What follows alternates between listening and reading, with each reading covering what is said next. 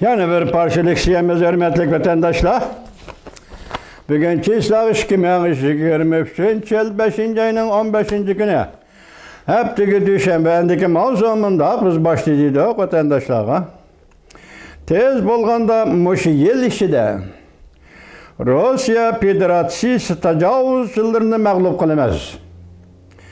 Zelenski Avrupa ziyaretini devamlaştırıp Avrupalı dostlarının harbiy yardım berişini kolga keltirmekte.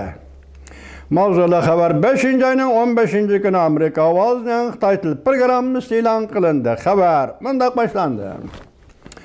Ukrayna Prezidenti Zelenski Avrupa'daki dost devletlerini uçkandak ziyaret kılıp THMK harbiy yardım berişini kolga keltirmekte. Tecavüzçü Rusya'ya karıştırıp bespelingan zimillarını kaytırıp elişke tayyarlık görmekte. İtalya Rim şehrini ziyaret kılgandan keyin Vatikan Pope Prens bilen görüştü, obdan karşı aldı vatandaş. İtalya Rim şehrini ziyaret kılgandan keyin Prezident Zelenski 5. ayının 14. günü Germaniya Berlin'e yetip gelip Prezident Stein ve Vezir Olaf Scholz bilen görüştü. Bunun sel burun Germaniya Ukrayna'nı tecavüz uçurgandan birki en zor harbiy yardım bilen teminleyen başta körüp öttük. Germaniya'dan ayrılgandan keyin Prezident Zelenski Fransa'ya yetip gelip Prezident Macron bilen görüştü. İlan kılıngan birleşim bayanatı mındak görüştüldü. Fransa bir neçe hafta içinde Ukrayna'nı 10 tane Bronvik ve yenik tipli tankı bilen teminleşken, oxşaş Ukrayna'nın hava müdafiə iktidarını östürüşke vədi bədi.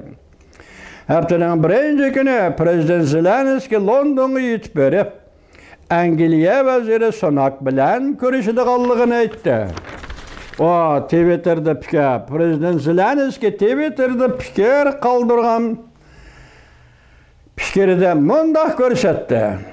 Angliya yerde, havada uruş kılış iktidarımızı kengayışki yardım berişte başlamçı bulup atkan devlet. Bu hamkarlık bugün hem devamlışıdır.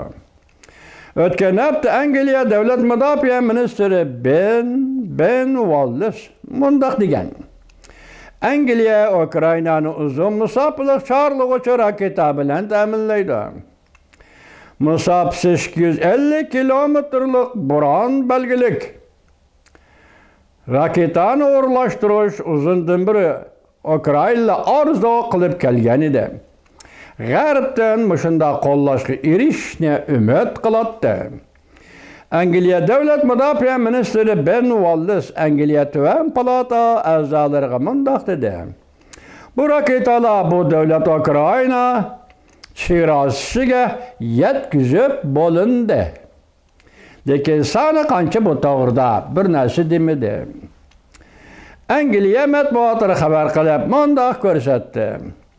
Bu raketalar Ukrayna'nın gücünü aşırıp, düşmanın arkasıpeki zerbi bereliydi.